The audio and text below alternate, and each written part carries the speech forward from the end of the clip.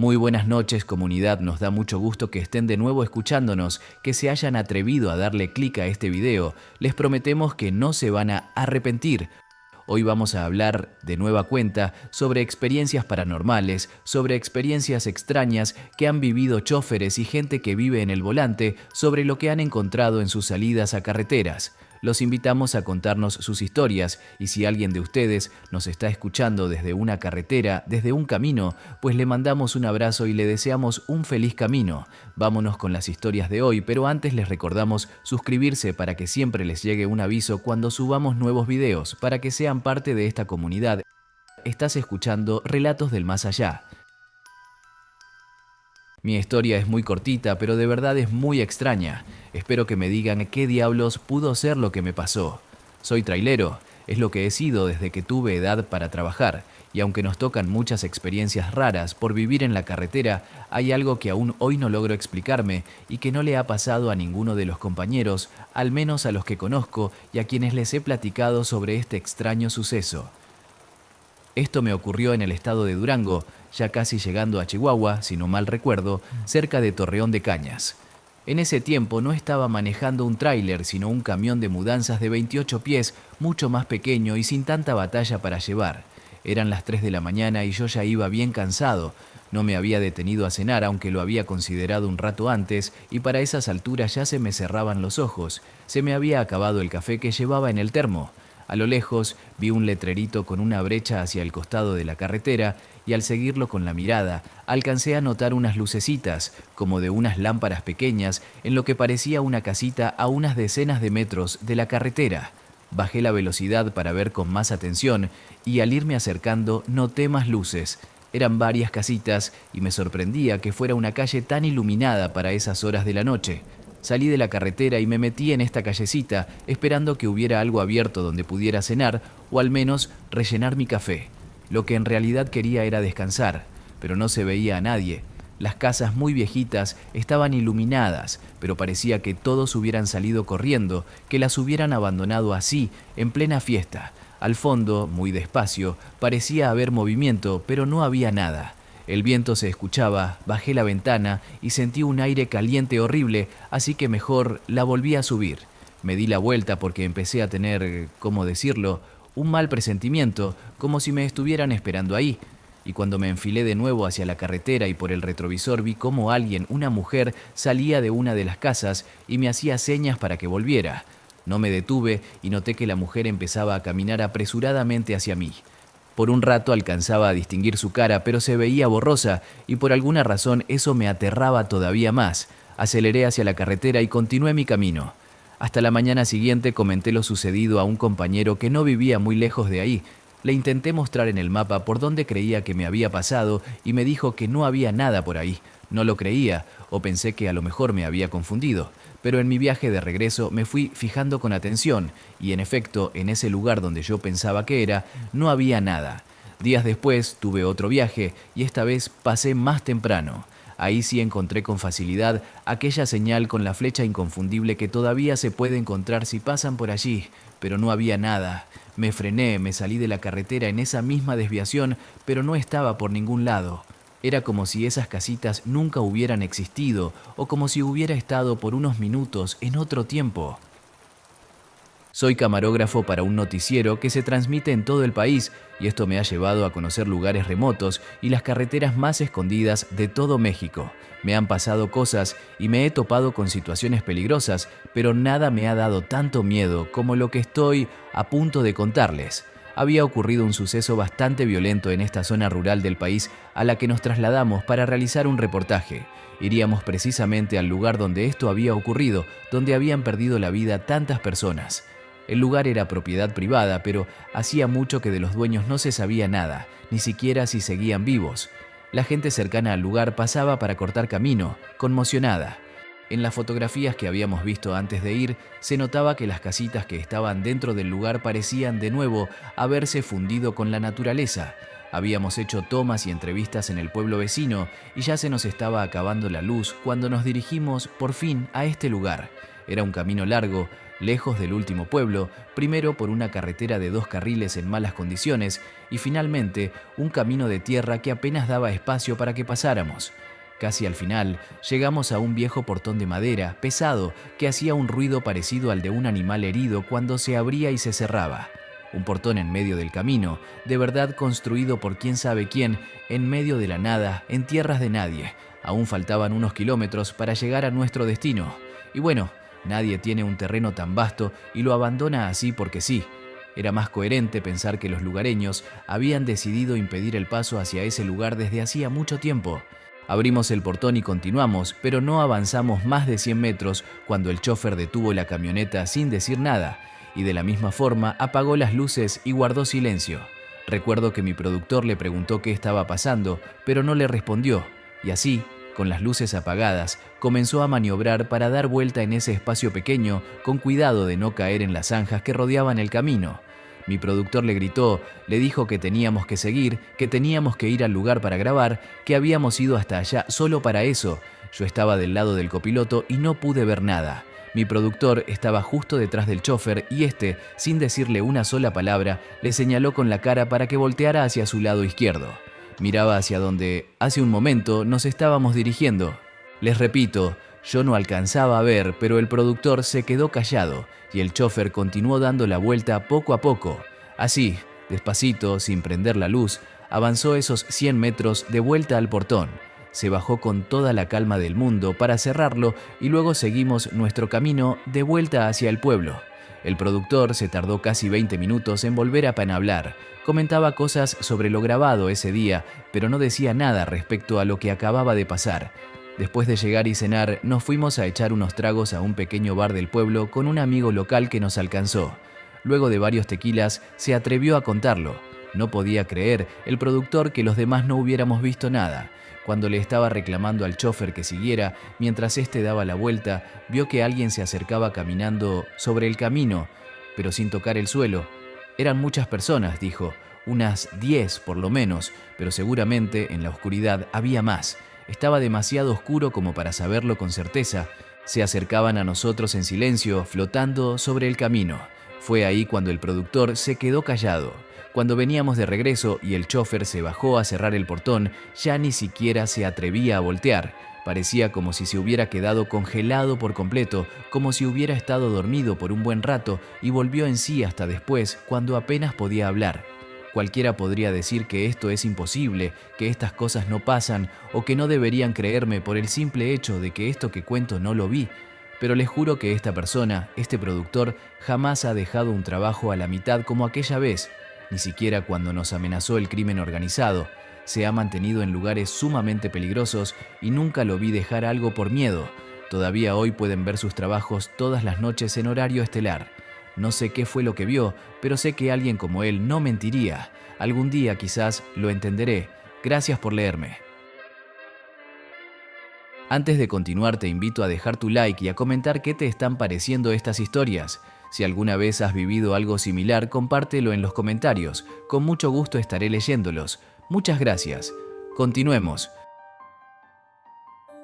Le mando un abrazo a toda la comunidad. Desde que escuché las historias de este canal, quise preguntarle a mi abuelo si alguna vez había visto algo similar. Mi familia y yo vivimos en San Clemente, California, pero él sigue en Tijuana y cuando era joven trabajaba como chofer.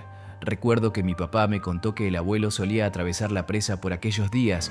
Hace poco tuve la oportunidad de platicar con mi abuelo cuando vino de visita y recordé esa pregunta que tenía pendiente. Le pregunté, «Tata, ¿alguna vez vio a la criatura que vuela cerca de la presa?» Él me respondió, «No, hija, pero sí me tocó ver algo por ahí alguna vez». Se acercó en su silla, como queriendo que lo que iba a contarme fuera solo para mí. «No sé si te acuerdas, mi hija, pero la carretera pasa justo encima de esa presa y ahí me tocaba pasar seguido. Una vez me tocó atravesarla muy de noche y la verdad no me gustaba pasar por ahí a ninguna hora.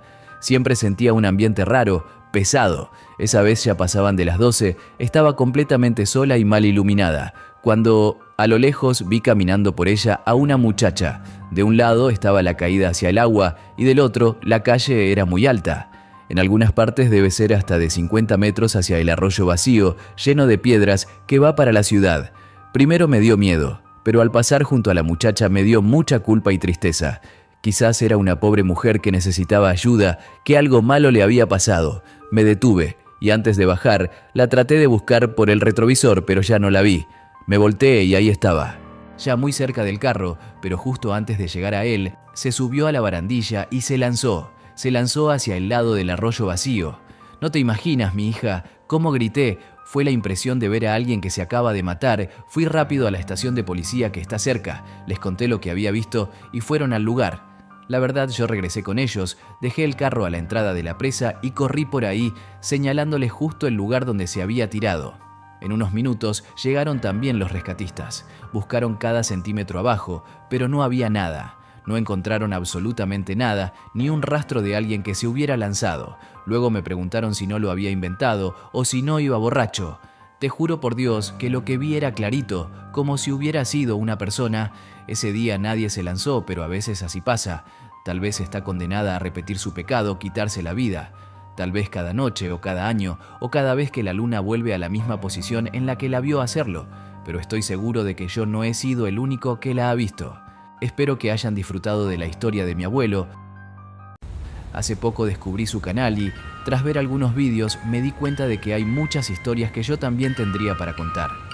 Al principio pensé que era un canal más, como tantos otros que he escuchado, pero luego, viendo que tienen historias muy similares, algunas que me han ocurrido a mí o a gente cercana, sentí que es un buen lugar para confiar.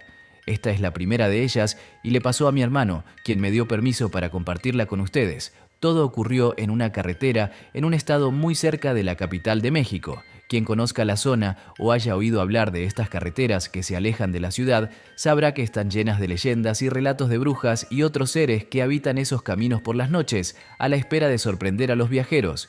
Sin embargo, esto es diferente. No son brujas las protagonistas, o al menos no parecería que lo fueran. Mi hermano manejaba un camioncito de una organización que llevaba despensas a comunidades en las montañas, esas montañas llenas de selva, acercándose a Veracruz. Regularmente los viajes eran muy tempranos para terminar antes de que cayera la noche y regresar.